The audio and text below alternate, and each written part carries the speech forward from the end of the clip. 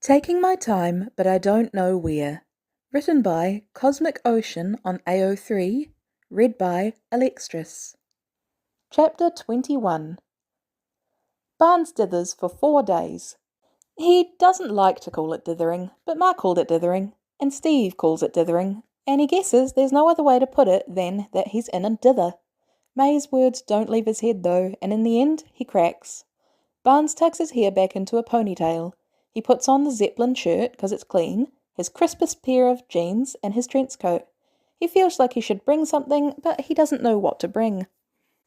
Barnes slips into her apartment easily, bypassing the front desk. It's nice. Barnes is glad Steve sprung for something nice. God, he hopes Steve told her about him. If the shock of this kills her, he's digging a hole and burying himself in it forever. Barnes just stands in front of her door for a minute, gives himself a second to chicken out, then, in the split second he's about to, he knocks and then waits. When the door opens, he's unprepared. Her hair's gone fully silver, pulled back in a loose bun. She's in an emerald green sweater and a long black skirt, leaning on a cane. Her face is lined, but all but unrecognizable. But those green eyes, the ones that widen at the sight of him, God, they're all Becky. Barnes swallows. Hey, Bex, he whispers hoarsely. Becky stares at him. Then she hits him in the chest. He jumps. Ow, he says, not because it hurts, but because he's startled. Bex, that's for going off and dying in a war and leaving me all alone when you promised you wouldn't. She snaps, and didn't her Brooklyn accent get stronger with time? She hits him again. That's for being gone all this time. She hits him again. That's for not coming to see me sooner. You quit hitting me. Barnes snaps, the accent sanding off the edges of his words in response to hers. Jesus Christ, Bex, were you raised in a barn? You'd know. They glare at each other until Becky lunges forwards, and Barnes lurches back, preparing to be hit again. She makes up the distance, wrapping her arms around him in a surprisingly strong, clenching in a hug.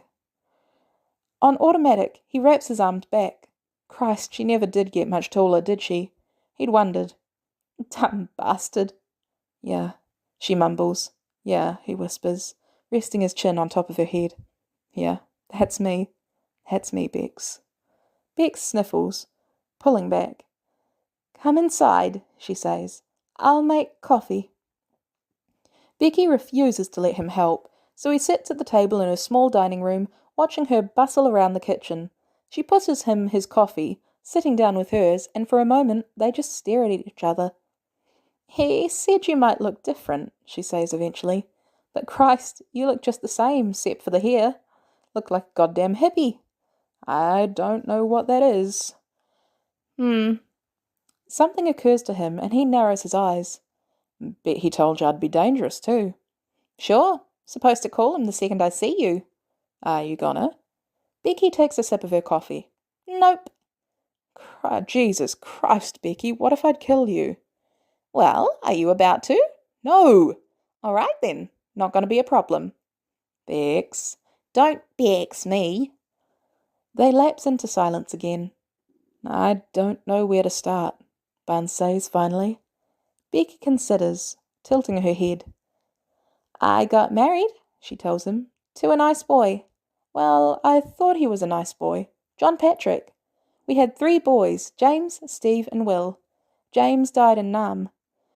I divorced John because after we lost James, he hit the bottle hard and wasn't shy about expressing his anger physically. And I wouldn't have that, not around my boys. John fucked off after that. Dunno where, and I don't much care.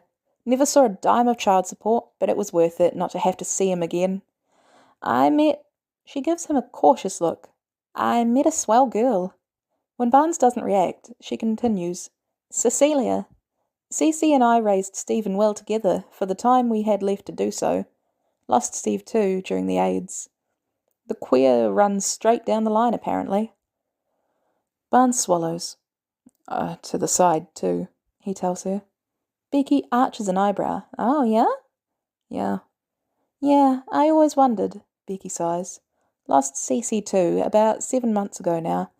But Steve, your Steve, our Steve, got to meet her, and I was grateful for it. Steve came to see us, hell must have been the first week he was unfrozen. burst into tears at the sight of me. It was good for him, I think. An earned cry. What about Will? Got married and had kids. Now they've got kids. I don't get to see 'em often. Will moved out to France, so they're there most of the time. But Steve got to meet him too. I'm sorry. I'm sorry for what you lost, and I'm sorry I wasn't there for it. Becky swallows. Did you think of me? Ever? Barnes looked down. I didn't know who I was, Bex. I didn't know who I was, Bex. I didn't think I had a soul or a brain even, not one that functioned like people's do. I don't remember anything about me, but once I did, yeah, once I did, I thought about you all the time. Becky looks at her coffee. Does Steve know you're back in town? No, and I want it to stay that way. You haven't even seen him once? No, I've seen him. Bex narrows her eyes. You've just been following him around? That's weird, Buck. Yeah, well, he worries about you, you know. He worries about a guy who died in the Alps. You can't really think that, or you wouldn't be here to see me. I don't want to see him, Bex. Humph. They're quiet again. Have you been happy, Bex? Barnes finally says. Around all that, were you happy? Becky breaks into a smile, and that much is the same. The way it makes her eyes crinkle at the corner, even if there's more crinkles around them than there used to be. Yeah, Buck, she says. Yeah, there was joy. Barnes' throat closes up. Good, he manages. I'm real glad. What about me? What about me what? Have you been happy? Barnes considers. He thinks of doing dishes with May, of movie marathons with Peter, of awful jokes with Natalia. Yeah, he answers slowly. Yeah, there's joy. There's something a little teary in Becky's smile now. Good. I'm glad you earned it. She sips her coffee. Still think you should go and see Steve, though. I'm not going to do that, Bex. Think on it. She puts her coffee down. Speaking of which, he's supposed to swing by in about an hour, and I imagine you want to clear out of here by then. You got a phone, Buck? Yeah, I got a phone. Hand it over. I want to put my number in it. Barnes passes it over to her, and she peers at the lock screen, a picture of Peter and May in the kitchen together. Who's this? That's May and Peter. May and Becky blinks, looking up at him. You got a kid? He ain't mine. And May is kinda like you. Becky's lips tilt. Replacing me, are you? Barnes smiles fondly. Never could. Becky programs her number in. I'll call you sometimes. I'd like that. Barnes gets to his feet. Becky hugs him again and he holds her, tight but careful. I missed you, Bex, he mumbles. I miss you all the time. Missed you too, she chokes. She pulls back and lightly thumps him on the arm. Now go on. I gotta clean up before Steve gets here. Okay. Bye, Bex. Love you. Love you too, Buck. Barnes sidles out of her apartment, taking the back stairs just in case, feeling lighter than he had when he entered it.